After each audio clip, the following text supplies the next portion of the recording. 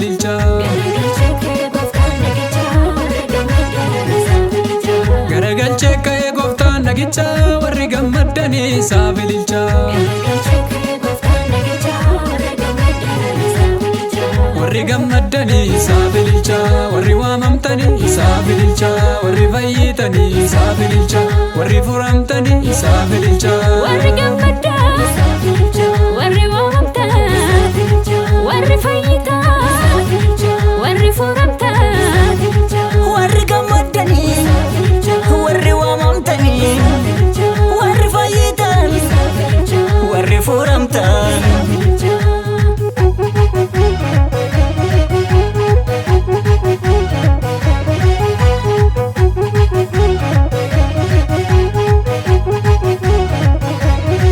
Gafanni dubbatu du'aatu ka'ee utaaleen faarfadha Yesuus tumo'ee. Gafanni dubbatu du'aatu ka'ee burraaqeen faarfadha Yesuus tumo'ee.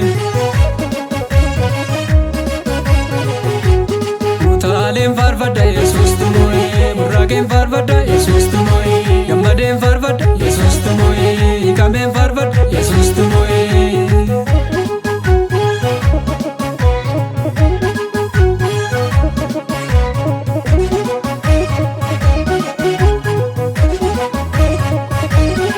Yesuus du'aa ka'ee ilmi waaqaa lubbuun koo fayyite nan burraaqa.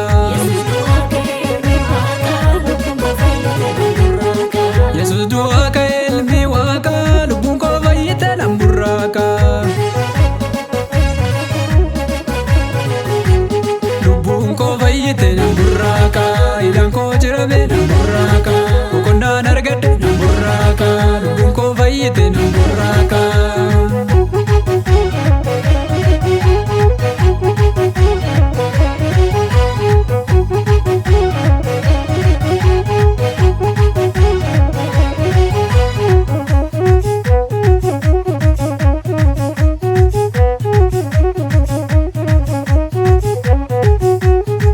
Yeroonni dubbatu galaanni ramee utaaleen faarfadha Yesuus jiramee.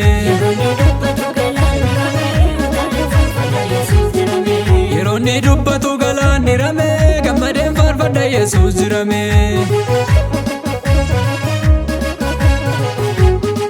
Gammadeen faarfadha Yesuus jiramee utaaleen faarfadha Yesuus jiramee hiikameen faarfadha Yesuus jiramee utaaleen faarfadha Yesuus jiramee.